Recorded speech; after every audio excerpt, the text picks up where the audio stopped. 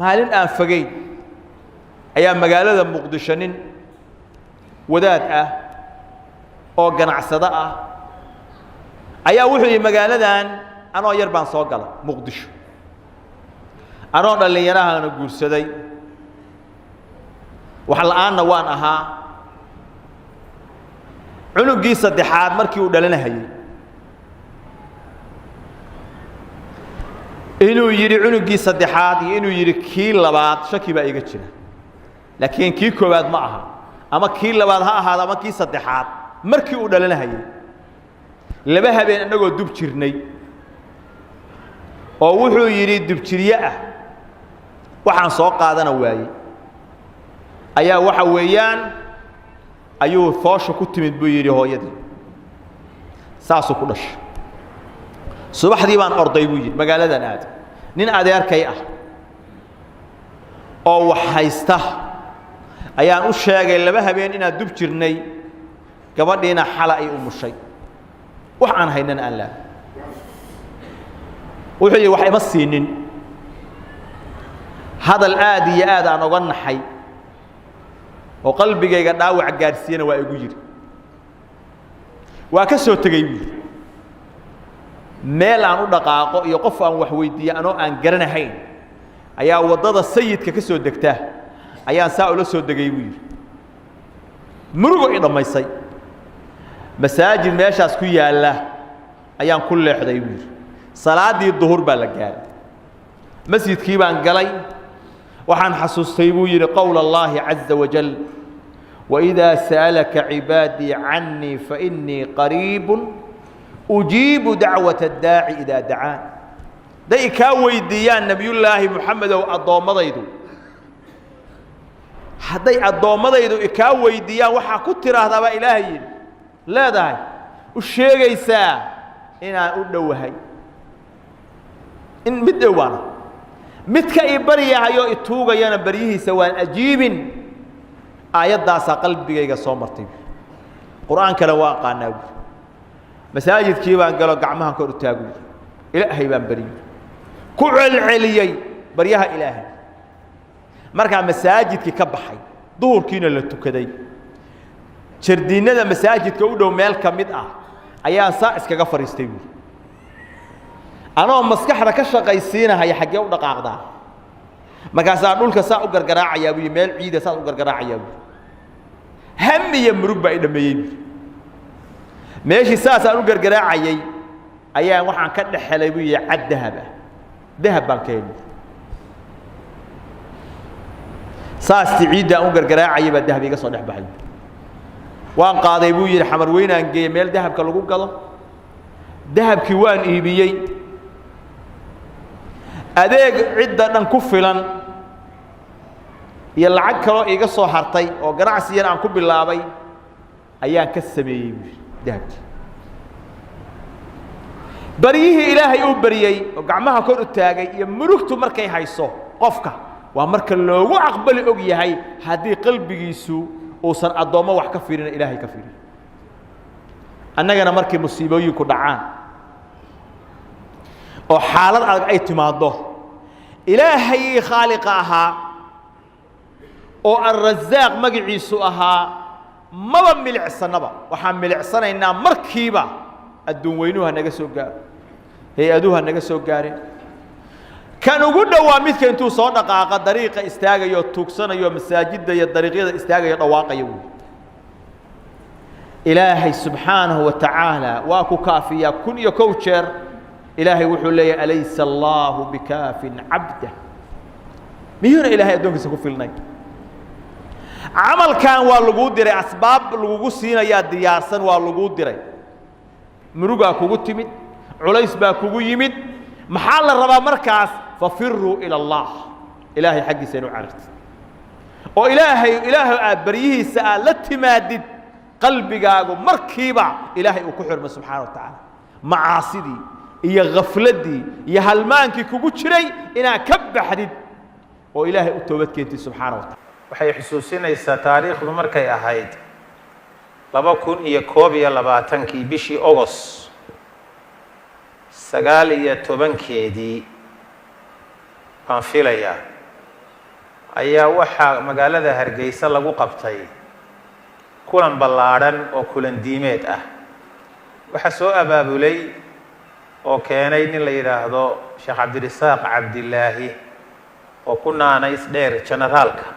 fadhigiisu Nairobi yahay mu'assasad la yiraahdo mu'assasatu Ansar Sunnah Trust la yiraahdo. culimadii Soomaaliyeed aktharkoodii meesha waa la isugu keenay dadwa aad u ballaaran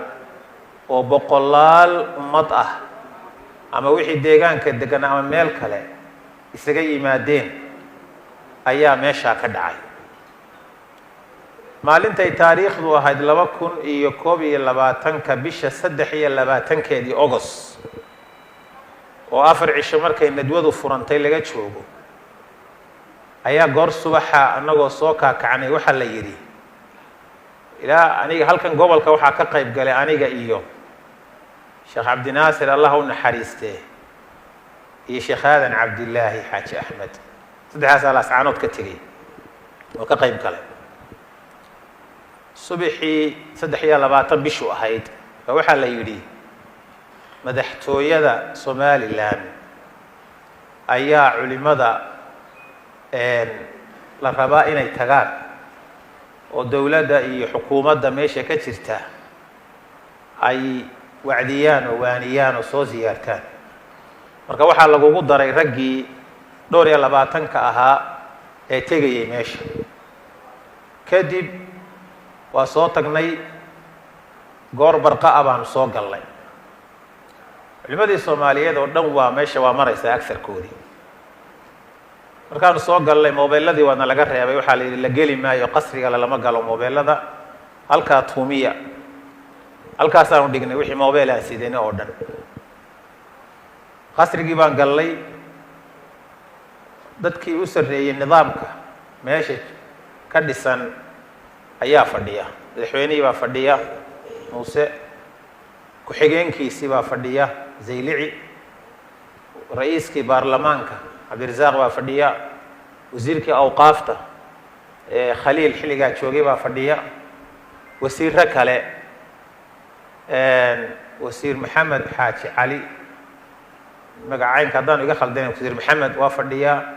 rag badan baa fadhiya meesha. waa fadhiisanay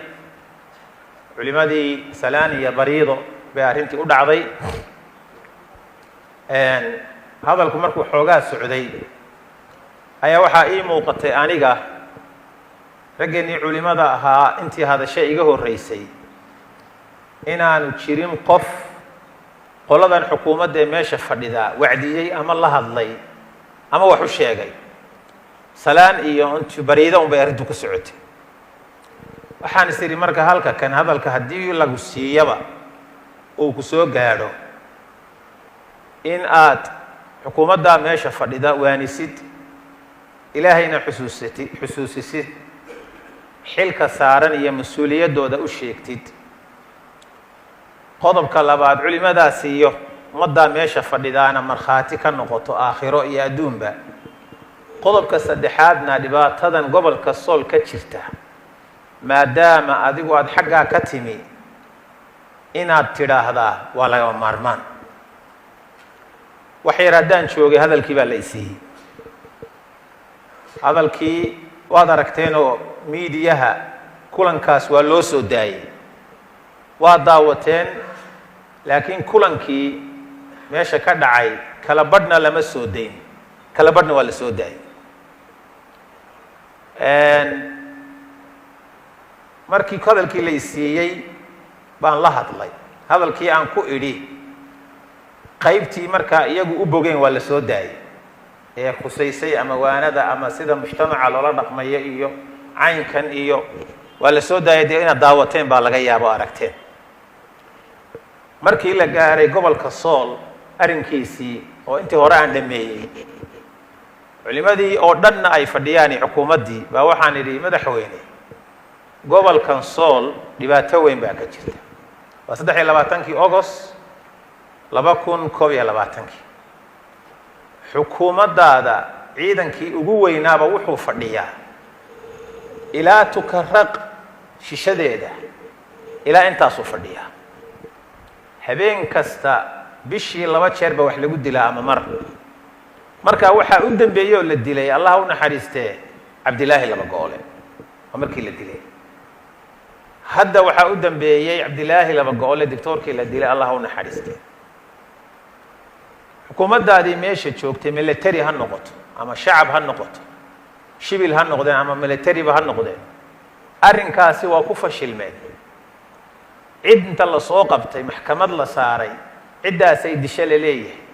ama dadkaas laynaya la leeyahay anigu reer Laascaanood baan ahay